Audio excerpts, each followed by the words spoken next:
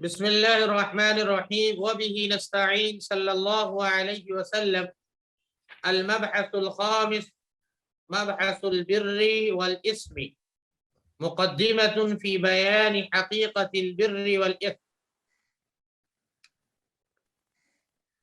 إذ قد ذكرنا لمية المجازات وإنيتها ثم ذكرنا الارتفاقات التي جبل عليها البشر فهي مستمرة فيهم لا تنفك عنها ثم ذكرنا السعادة وطريق اكتسابها حان أن نشتغل بتحقيق معنى البر والإثم.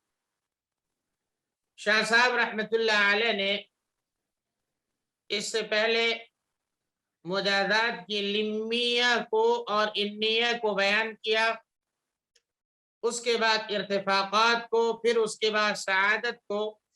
اب آج نیکی اور گناہ کی بحث ہے تو نیکی اور گناہ پر کلام فرما رہے ہیں. سب سے پہلے ایک چیز جاننی ہے کہ لمیہ مجازات لمیہ کی مجازات کی لمیہ کسے کہتے ہیں، یعنی لمیت المجازات کسے کہتے ہیں اور انیت المجازات کسے کہتے ہیں. لمیت المجازات کا مطلب یہ ہوتا ہے کہ جزا و سزا کا سبب، اور انیت المجازات کا مطلب یہ ہوتا ہے کہ جزا و سزا کی علامتیں. یعنی ایک ہے دلیل لمی اور ایک ہے دلیل انی. دلیل لمی کہتے ہیں جس میں استدلال ہو علت کے ذریعے معلول پر. جیسے مثال کے طور پر کہیں پر آگ دکھے تو آگ جب نظر آئے تو اس بات کا استدلال کرنا کہ وہاں سے دھواں بھی اٹھا ہوگا. اور ایک ہے دلیل انی. دلیل انی یعنی معلول کے ذریعے علت کا استدلال کرنا. جیسے مثال کے طور پر کہیں پر دھواں اٹھتا نظر آئے تو یہ دلیل دینا، یہ استدلال کرنا کہ آگ بھی جلے گی. تو دھواں سے آگ کے وجود پر استدلال کر لینا یہ دلیل انی ہے. اور آگ سے دھواں کے استدلال پر یعنی اور آگ سے دھواں کا استدلال کرنا، دھواں کے وجود کا استدلال کرنا، یہ دلیل لمی ہے. بہرکیف اسی کو شاہ صاحب یہاں پر بیان فرما رہے ہیں. اس کے بعد نیکی اور گناہ کے کام کا تذکرہ کر رہے ہیں. مبحث البر والاسم، گناہ اور نیکی کی بحث، بر اور اسم کی حقیقت کے بیان میں یہ مقدمہ ہے، یہ تمہیدی باتیں ہیں. اذ قد ذکرنا لمیۃ المجازات وانیتها، میں نے مجازات کے سلسلے میں لمیہ کو اور انیہ کو بیان کیا، یعنی لمیت المجازات اور انیت المجازات کو بیان کیا. پھر اس کے بعد میں نے وہ تدبیرات نافعہ بیان کی جن پر انسان کو پیدا کیا گیا ہے اور جنہیں ہم ارتفاقات کہتے ہیں. فَهِيَ مُسْتَمِرَّةٌ فِيهِمْ، اور ارتفاقات کا یہ سلسلہ ہمیشہ انسانوں میں قائم رہے گا. استمر یستمر، استمرارن مانے تسلسل سے کسی چیز کا ہونا، مسلسل ہونا استمرار کہلاتا ہے. تو ارتفاقات کا یہ سلسلہ انسانوں میں قائم رہے گا اس طور پر کہ لا تنفک عنہم، انسانوں سے یہ ارتفاقات کا سلسلہ کبھی ختم نہیں ہوگا، جدا نہیں ہوگا. انفک کا انفک کو انفکاکن کے معنی آتے ہیں جدا ہونا. ثم ذکرنا السعادہ، پھر ہم نے سعادت کی بحث کی. وطریق اکتسابها، اور سعادت کیسے حاصل کی جاتی ہے وہ بحث کی. حانا، اب یہ وقت آ گیا ہے. حانا کے معنی آتے ہیں قریب ہونا. حان الوقت، وقت کا قریب آنا. حانا، وقت آ گیا ہے کہ ان نشتغل بتحقیق معنی البر والاسم، کہ اب ہم بر اور اسم کے معنی کی تحقیق میں مشغول ہوں، یعنی نیکی اور گناہ کے مفہوم کی تحقیق میں ہم مشغول رہیں. اس کا وقت آ گیا ہے. اشتغل یشتغل اشتغالاً کے معنی آتے ہیں مشغول ہونا. تو اب سب سے پہلے نیکی کے اعمال کیا ہیں ان کا تذکرہ کر رہے ہیں.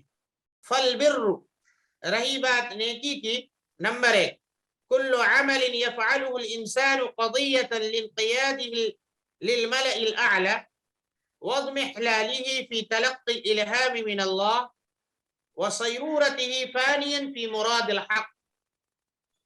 کہہ رہے نیکی میں پہلا کام وہ ہے کہ ہر وہ ایسا عمل جن کو انسان کرتا ہے ملأ اعلیٰ کی اطاعت و فرما برداری کے قضیے کے طور پر، یعنی ہر وہ ایسا عمل جسے انسان انجام دیتا ہے ملأ اعلیٰ کی اطاعت و فرما برداری کے طور پر، وضم حلالہ فی تلقی الالہام من اللہ، اور الہام الہی کو قبول کرنے میں انسان اپنے آپ کو کھپا دے، اسے بھی کہتے ہیں نیکی کا عمل۔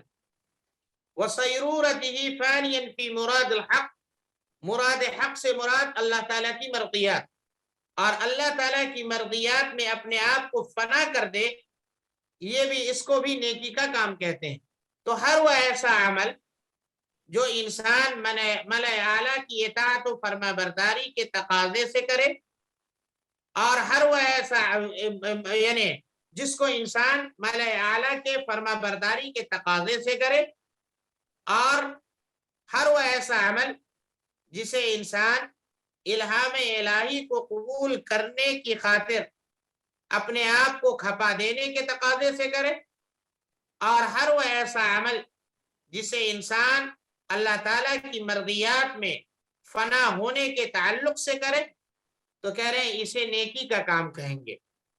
جی اب یہاں پر ایک لفظ ہے تلقی الالہام، تلقا یا تلقا، تلقین کے معنی آتے ہیں لینا، اضمحل یضمحل اضمحلالا کے معنی آتے ہیں اپنے آپ کو پاش پاش کر دینا، ٹکڑے ٹکڑے کر دینا، یعنی کھپا دینا، اور صیرورتہ فانیا، اپنے آپ کو فنا کر دینا، فی مراد الحق، حق سبحانہ و تعالیٰ کی مرضیات میں۔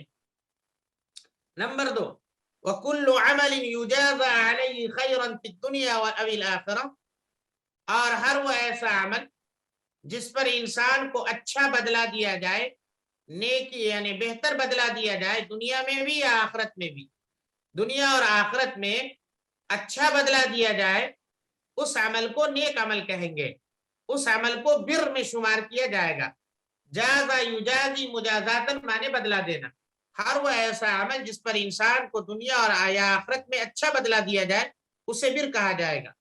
وَكُلُّ عَمَلٍ يُصْلِحُ الْإِرْتِفَاقَاتِ الَّتِي بُنِيَ عَلَيْهَا نِظَامُ الْإِنسَانِ، اور ہر وہ ایسا عمل جو ان ارتفاقات کو سنوار دے، اصلح یصلح اصلاحا مانے سنوارنا، جو ان ارتفاقات کو، ان تدبیرات نافعہ کو سنوار دے، التي بني عليها نظام الانسان، جن تدبیرات نافعہ پر انسانی نظام کی بنیاد رکھی گئی ہے، تو اسے بھی نیکی کا عمل کہیں گے۔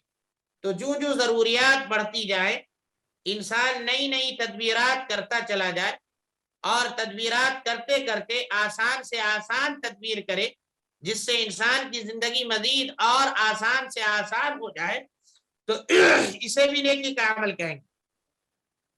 وَكُلُّ عَمَلٍ يُفِيدُ حَالَةَ الْإِنْقِيَادِ، اور ہر وہ ایسا عمل جو انسان کو مطیع و فرما بردار بنا دے، اطاعت کی کیفیت عطا کرے، وَيَدْفَعُ الْحُجُبَ، اور تمام تر رکاوٹوں کو، جو رکاوٹیں ہیں فطری تقاضے کی تکمیل کی، ان تمام تر رکاوٹوں کو دور کر دے، اسے بھی نیک عمل کہیں گے۔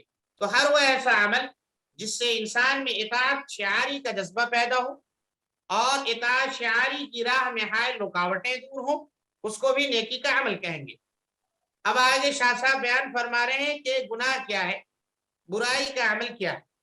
رہی بات گناہ کی، كل عمل يفعله الإنسان قضية لانقياده للشيطان وصيرورته فانيا في مراده، ہر وہ ایسا عمل جسے انسان شیطان کی اطاعت کے تقاضے سے کرتا ہے، اور شیطان کی مرضیات میں فنا ہونے کے تقاضے سے کرتا ہے، اسے گناہ کہیں گے، وہ گناہ کا عمل ہے۔ تو ہر وہ ایسا عمل جس میں شیطانی تقاضے کی تکمیل ہو، جو راہ حق سے ہٹا ہوا کسی مقصد کی تکمیل ہو، وہ شیطانی مقصد ہے، اور وہ عمل گناہ ہے۔ وَكُلُّ عَمَلٍ يُجَازَ عَلَيْهِ شَرًّا فِي الدُّنْيَا وَالْآخِرَةِ، اور ہر وہ ایسا عمل جو انسان کو دنیا یا آخرت میں، جس کی وجہ سے انسان کو دنیا اور آخرت میں برا بدلہ دیا جائے، وہ عمل بھی गुनाह है। वकुल्लु अमलिन, हर वो ऐसा अमल, युजाज़ा अलैहि शर्रन फी दुनिया वल आखिरह, जिस काम के बदले इंसान को दुनिया या आखिरत में बुरा बदला दिया जाए, वो भी गुनाह का काम है। वकुल्लु अमलिन युफसिदुल इर्तिफाकात, और हर वो ऐसा अमल जो तदबीरात नाफिया को बिगाड़ कर रख दे, इंसान की जिंदगी की आसाइश की तमाम तर तदबीरात को बर्बाद कर दे, उसे गुनाह कहेंगे। वकुल्लु अमलिन युफीदु हय्यतन मुदाद्दतन लिल-इनक़ियाद व युअक्किदुल हुजुब, और हर वो ऐसा अमल जो इंसान को इताअत शिआरी से मुतज़ाद कैफियत और हैत में मुब्तला कर दे, उसे गुनाह कहेंगे।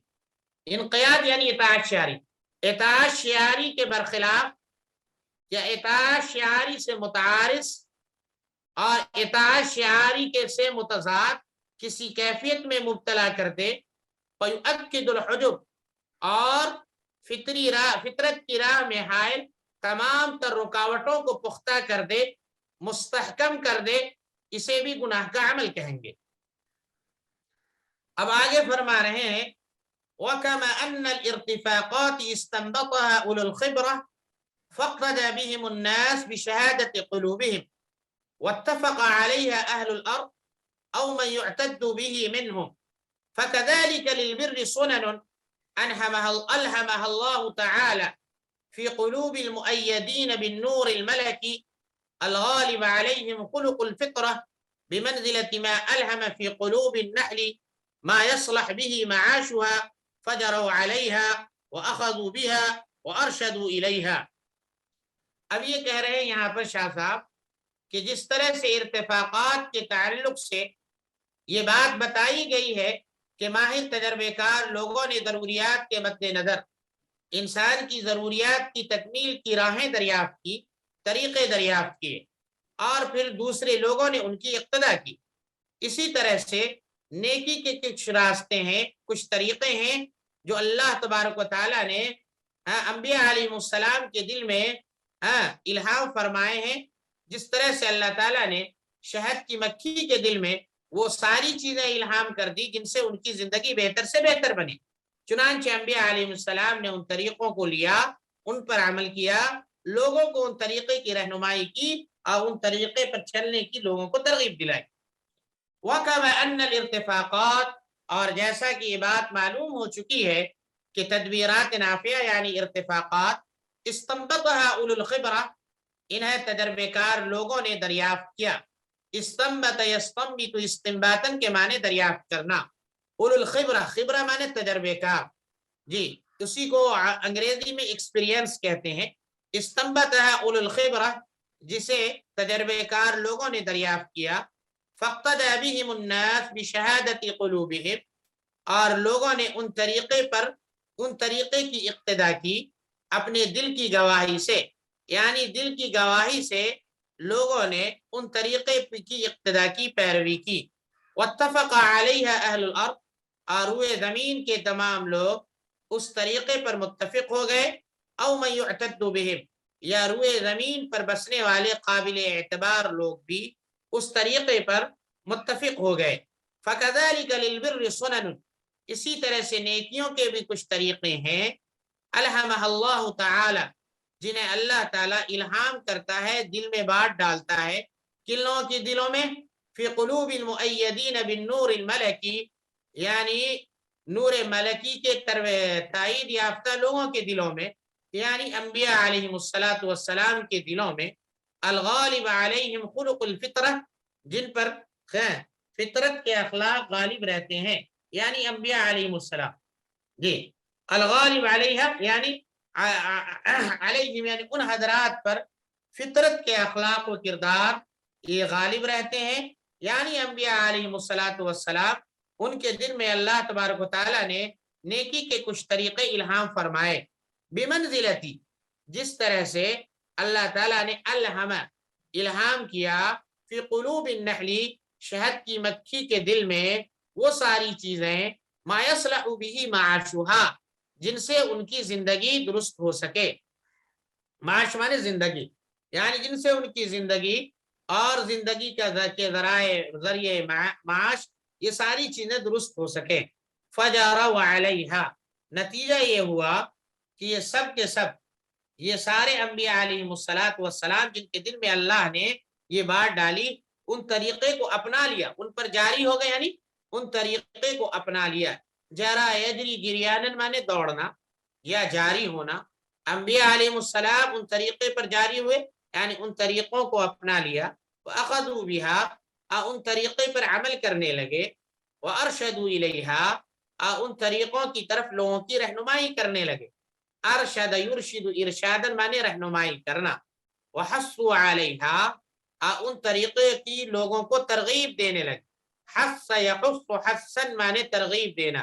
وحثوا علیہا، ان طریقوں کی لوگوں کو ترغیب دینے لگے.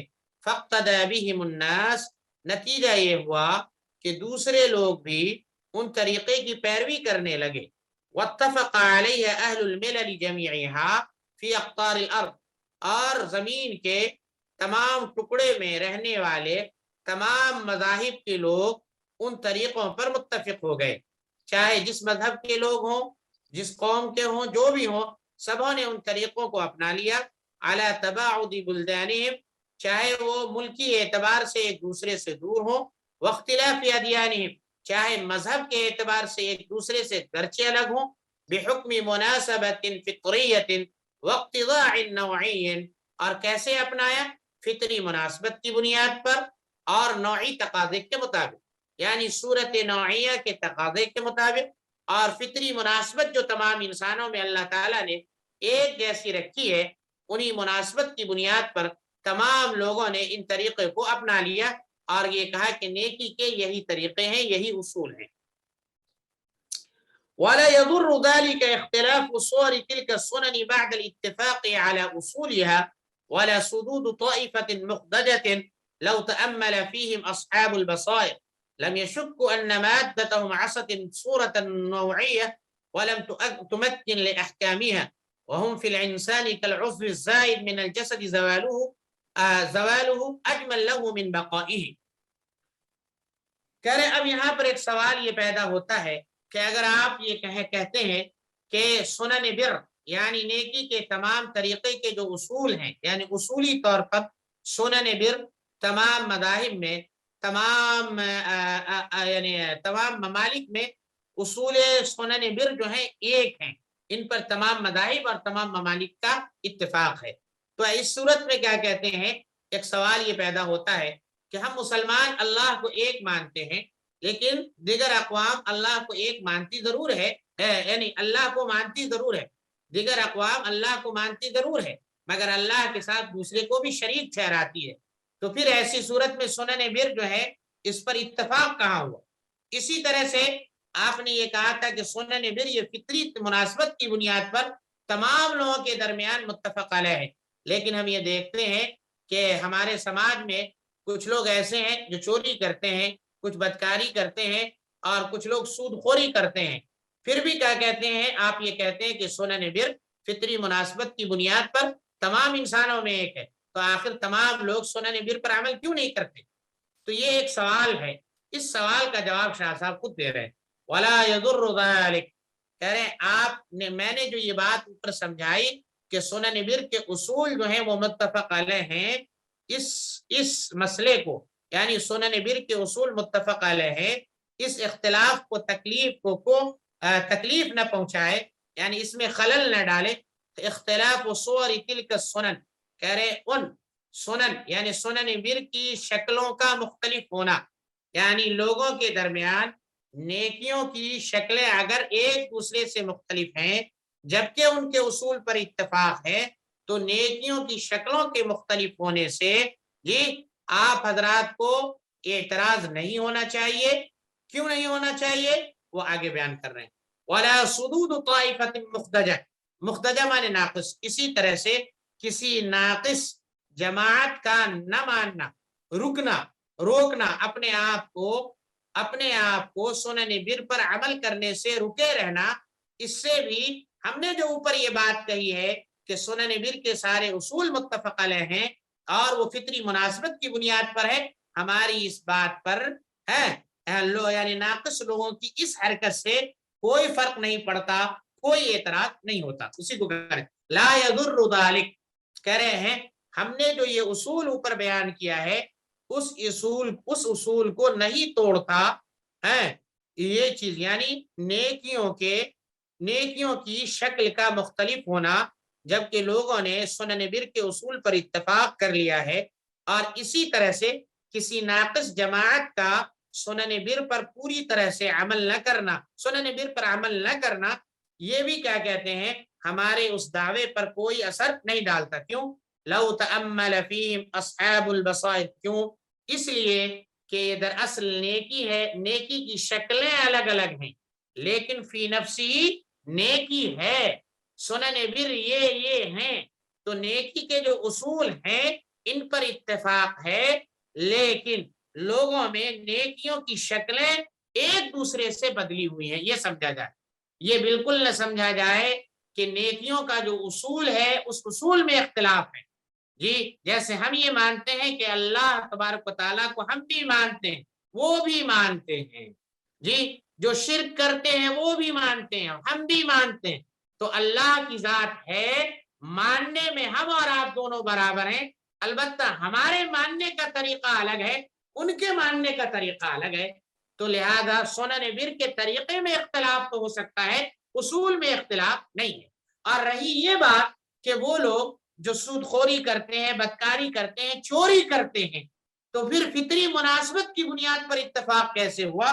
تو یہ وہ لوگ ہیں جو ناقص ہیں، یعنی اللہ نے جنہیں کامل بنایا تھا لیکن عمل کی بنیاد پر اپنے آپ کو ناقص بنایا ہے، وہ اس طور پر کہ فطری مناسبت تو ہے کہ وہ ان تمام نیکیوں پر عمل کر سکے، لیکن اپنے اعضاء و جوارح کو یا اپنے ذہن و دماغ کو ان تمام نیکیوں پر عمل کرنے کے لیے تیار نہیں کرتے، اپنے اعضاء و جوارح کو موقع نہیں دیتے کہ وہ ان نیکیوں کو حاصل کریں، ان نیکیوں پر وہ عمل کریں، تو ان میں صلاحیت تو ہے، فطری مناسبت تو ہے عمل کرنے کی، لیکن جناب یہ ہے کہ وہ خود بخود اپنے آپ کو ادھر سے موڑے ہوئے، تو یہ غلطی ان کی ہے۔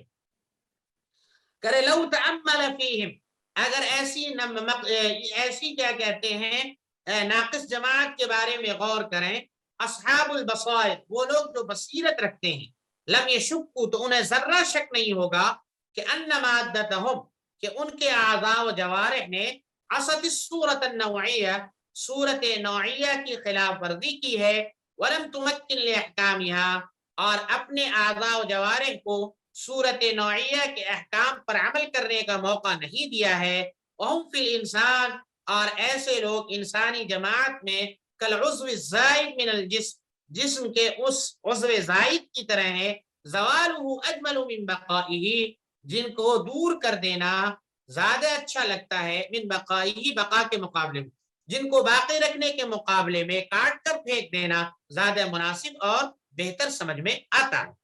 اب آگے کہہ رہے ہیں وَلِشُيُوعِ هَذِهِ السُّنَنِ أَسْبَابٌ جَلِيلَةٌ وَتَدْبِيرَاتٌ مُحْكَمَةٌ أحكمها المؤيدون بالوحي صلوات الله عليهم فأثبتوا لهم مننا عظيمة في رقاب الناس، کہہ رہے ان سنن بر کے عام ہونے کی عظیم الشان اسباب ہیں، عام ہونے کے عظیم الشان اسباب ہیں، کہہ رہے ان سنن بر کے عام ہونے کے، شاع یشیع کے معنی عام ہونا، وَلِشُيُوعِ هَذِهِ السُّنَنِ، ان سنن بر کے عام ہونے کے عظیم اسباب، وتدبیرات محکمہ، اور مضبوط تدبیریں ہیں، احکمها المؤیدون، جن کو انبیاء علیہ السلام نے، وتدبیرات محکمہ، اور ایسے محکم تدبیرات ہیں، مضبوط پختہ تدبیر ہیں جنہیں انبیاء علیہ السلام نے پختہ اور مستحکم کیا ہے، فاثبتوا لهم مننا عظیما، چنانچہ انبیاء علیہ السلام نے لوگوں کی گردن پر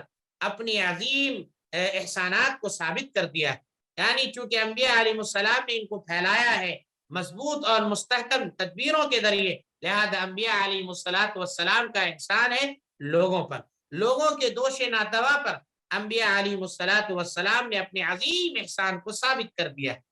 وَنَحْنُ نُرِيدُ أَن نُنَبِّهَكَ عَلَى أُصُولِ هَذِهِ السُّنَنِ مما أجمع عليه جمهور أهل الأقاليم الصالحة من الأمم العظيمة التي يجمع كل واحد أقواما من المتألهين والملوك والحكماء ذوي الرأي الثاقب من عربهم وعجمهم وعوجمهم ويهودهم ومجوسهم وهنودهم، ونشرح كيفية توليدها من انقياد البهيمية للقوة الملكية وبعض فوائدها حسب ما جربنا على أنفسنا غير مرة وأدى إليه العقل السليم والله أعلم.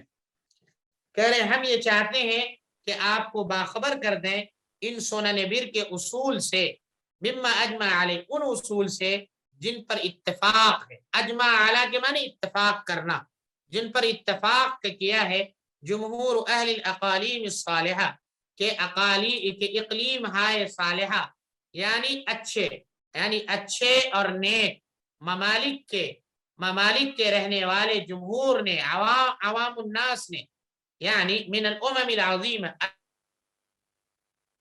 یعنی وہ عظیم اقوام نے، التي یجمع کل واحد، جن میں سے ہر قوم جمع کرتی ہے، اقوام من المتألہین، متألہین اللہ والے ایک جماعت کو، اللہ والی ایک جماعت کو، والملوک اور سلاطین کی ایک جماعت کو، یعنی جن میں اللہ والوں کی جماعت ہے، صالحین بھی ہیں، حکما بھی ہیں، من ذوی الرأی الثاقب، جن کی روشن اور مضبوط رائے ہوتی ہیں، من عربہم، ایسے لوگ عرب میں بھی ہیں، وعجمہم، عجم میں بھی ہیں، ویہودہم، یہودیوں میں بھی ہیں، ومجوسہم، مجوسیوں میں بھی ہیں، وہنودہم، اور ہندوؤں میں بھی ہیں. کہہ رہے مما اجمع علیہ، کہہ رہے جن اصول سنن بر کے اصول پر اقلیم ہائے صالحہ کے جمہور متفق ہیں، یعنی وہ اقوام، یعنی وہ عظیم اقوام جن میں اللہ والے کی بھی جماعت ہے، سلاطین کی بھی جماعت ہے، اور درست رائے رکھنے والے، روشن مضبوط رائے رکھنے والے اہل عقل و دانش کی بھی جماعت ہے، اور ایسے لوگ عرب میں بھی ہیں، عجم میں بھی ہیں، یہودیوں میں بھی ہیں، مجوسیوں میں بھی ہیں، ہندوؤں میں بھی. آگے فرما رہے ہیں وَنَشْرَحَ كَيْفَ تَوْلِيدِهَا من انقیاد البہیمیہ للقوت الملکیہ، کہ جب قوت بہیمی قوت ملکیہ کے تابع ہو جاتی ہے تو پھر اس سے نیکی کیسے پیدا ہوتی ہے اس کی بھی ہم تشریح کریں گے. وَلَّدَ يُوَلِّدُ، پیدا کرنا، کہ جب بہیمیت قوت ملکیہ کے تابع ہو جاتی ہے تو نیکی کیسے پیدا ہوتی ہے اس کی بھی تشریح کریں گے. اس کے بعد فوائد کی بھی تشریح کریں گے، حسب ما جربنا علی انفسنا غیر مرہ، اس کے مطابق جس کا ہم نے تجربہ کیا ہے اپنے اوپر، ایک بار نہیں کئی ایک بار. وَأَدَّى إِلَيْهِ الْعَقْلُ السَّلِيمُ، اور جہاں تک عقل سلیم نے ہمیں پہنچایا ہے، واللہ اعلم، اور اللہ تعالیٰ ہی بہتر اس چیز کو جانتا ہے.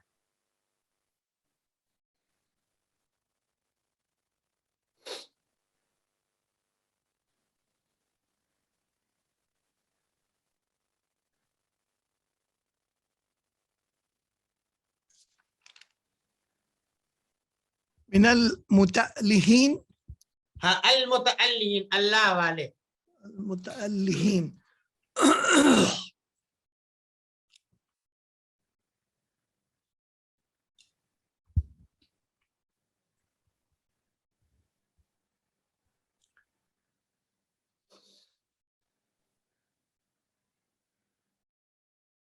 لشیوع، یعنی پھیلانے، لشیوع هذا السن، عام ہونا. جی. اسباب جلیلہ.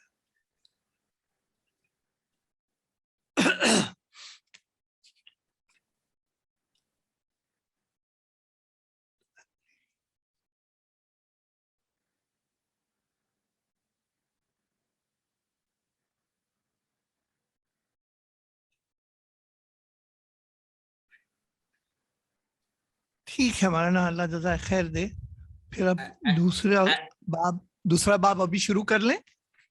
دوسرا باب جو ہے ذرا 1 گھنٹے کے بعد شروع کرتے ہیں، اگر ابھی 10 بجے تو 11 بجے انشاءاللہ.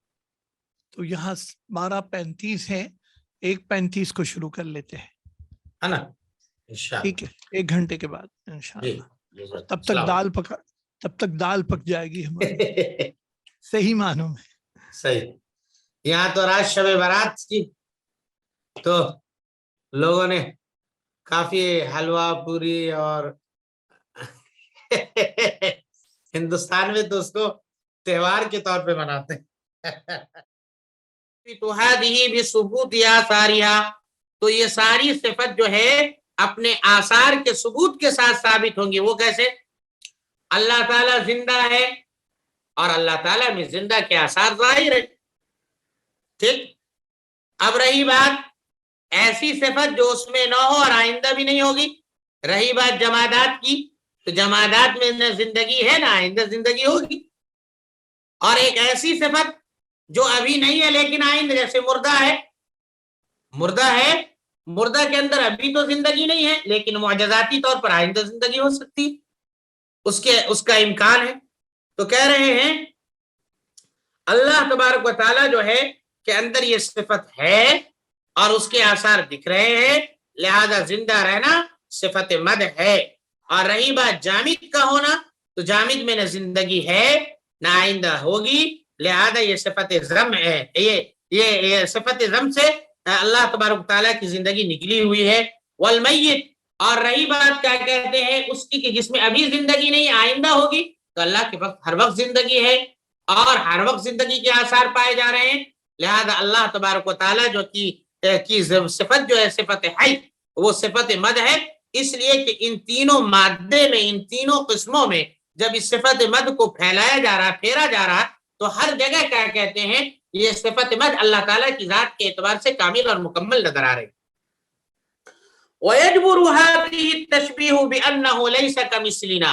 اب اللہ تعالیٰ زندہ ہے تو ممکن ہے کوئی یہ سمجھے کہ انسان کی طرح زندہ ہے، تو یہ تشبیہ دینا کہ اللہ زندہ ہے جیسے کہ ہم لوگ زندہ ہے، یعنی اللہ تعالیٰ زندہ ہے یہ بتلانا، اور یہ سمجھے جیسے انسان میں زندگی ہے ویسے اللہ تعالیٰ میں زندگی ہے، تو ممکن ہے کسی طرح کی کمی کا انسان جو اقرار کر لے، لہذا اس کمی کی تلافی یوں کی جا سکتی ہے کہ یہ کہا جائے بِأَنَّهُ لَيْسَ كَمِثْلِنَا، کہ اللہ تعالیٰ زندہ ہے لیکن ہماری طرح نہیں. تو اگر کوئی آدمی یہ سمجھ لیتا ہے کہ اللہ زندہ ہے اور یہ سمجھ لیتا ہے جیسے انسان، تو اس کو یہ کہا جائے گا کہ بِأَنَّهُ لَيْسَ كَمِثْلِنَا، وہ ہماری طرح زندہ نہیں. والثانی، دوسرا سبب جس کی وجہ سے انسان کے اندر بدعقیدگی پیدا ہوتی ہے، تمثل الصورت المحسوسہ بزینتها، کہ محسوس صورتیں اپنی زینت کے ساتھ، واللذات، لذتیں، بجمالها، اپنے جمال کے ساتھ، متشکل ہو کر سامنے آتی رہتی ہے. کیا مطلب؟ یعنی دنیاوی لذت، دنیاوی زیبائش اور آرائش ہر وقت انسان کے سامنے آتی رہتی ہیں، متشکل ہو کر آتی رہتی ہے اور انسان اس میں پھنسا رہتا ہے. وامتلاء القوى العلمیہ، اور انسان کی علمی طاقتیں، قوائے علمی یعنی دل و دماغ، انہی محسوس صورتوں میں بھرا رہتا ہے. فینقاد قلبه لذلك، اور انہی آرائش و زیبائش کی صورتوں کے اس کا دل تابع ہو جاتا ہے. ولا يسهل التوجه الى الحق، اور اللہ تعالیٰ کی طرف متوجہ ہونے کے لیے اس کا دل خالص نہیں ہوتا. نتیجہ یہ ہے کہ اس کے اندر بدعقیدگی پیدا ہو جاتی ہے، وہ دنیا کی محسوسات کو ہی سب کچھ سمجھ لیتا ہے. وتدبیر هذا، کہہ رہے ہیں اس بدعقیدگی کو دور کرنے کی تدبیر یہ ہے، ریاضات و اعمال، ایسی عبادت اور ایسے اعمال، یستعد بها الانسان، جن کے ذریعے انسان جو ہے للتجلیات الشامخہ، ربانی تجلیات کے لائق ہو سکے، ربانی تجلیات کے لیے تیار ہو سکے. ولو فی المعاد، گرچہ یہ تجلیات جو ہے آخرت میں ہوگا، دنیا میں نہیں ہوگا، لیکن اس کو دنیا میں تیار کر دیا جائے. واعتکافات، اور انسان گوشہ نشینی اختیار کرے، دنیا کے علائق سے کٹ کر رہا کرے. وَإِذَالَةُ الشَّاغِلِ بِقَدْرِ الْإِمْكَانِ، اور جہاں تک ہو سکے کہ مشغولیت کو کم کرے، اللہ کی ذکر سے غافل کرنے والے کام کو کم سے کم کرتا چلا جائے. کما حتک رسول اللہ صلی اللہ علیہ وسلم، جیسا کہ اللہ کے رسول صلی اللہ علیہ وسلم نے پھاڑ دیا القرام المصور، منقش پردے کو، مصور منقش پردے کو پھاڑ دیا. وَنَضَعَ خَمِيسَةً فِيهَا عَلَامٌ، اور اللہ کے رسول صلی اللہ علیہ وسلم نے وہ کمبل اتار دیا جس کے اندر جو ہے جس میں پھول بوٹے بنے ہوئے تھے، جس میں بیل بوٹے بنے ہوئے تھے، اس کمبل کو اللہ کے رسول صلی اللہ علیہ وسلم نے اتار دیا. کیوں اتارا؟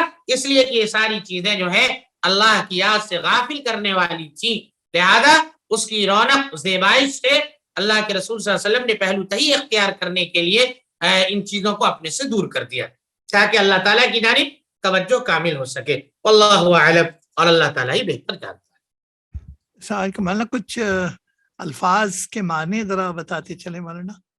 وامتلاء القوا، قوا کے معنی طاقت، العلمیہ قوا علمیہ یعنی دماغ و دماغ، دل و دماغ، امتلاء کے معنی بھر جانا، بالصور الحسیہ حسی صورتوں کے ساتھ، یعنی دنیا کی محسوس صورتوں کے ساتھ. فینقاد قلبه لذلك، انقاد ينقاد معنی اطاعت کرنا، صفا یصفو کے معنی خالص ہونا، ولا یصفو خالص طور پر متوجہ نہ ہو حق سبحانہ و تعالیٰ کی طرف. وتدبیر هذا ریاضات، ریاضات معنی ریاضت عبادت، اعمال اعمال عبادت، یستعد بها، استعد یستعد معنی تیار ہونا، للتجلیات تجلیات کے لیے، ولو فی المعاد گرچہ آخرت میں ہو، واعتکافات اعتکافات معنی عزلت نشینی گوشہ نشینی، وازالۃ للشاغل اور اللہ کی ذکر سے مشغول کر دینے والی چیزوں کا ازالہ، بقدر الامکان جہاں تک ہو سکے. کما حتک رسول اللہ صلی اللہ علیہ وسلم، حتک کے معنی پھاڑنا، القرام المصور، قرام کہتے ہیں پردے کو، اور مصور کہتے ہیں منقش کو جس میں نقش و نگار بنے ہو. القرام المصور منقش پردہ، اور خمیسہ کہتے ہیں کمبل کو، اعلام کہتے ہیں جن میں نشانات ہو، بیل بوٹے بنے ہوئے.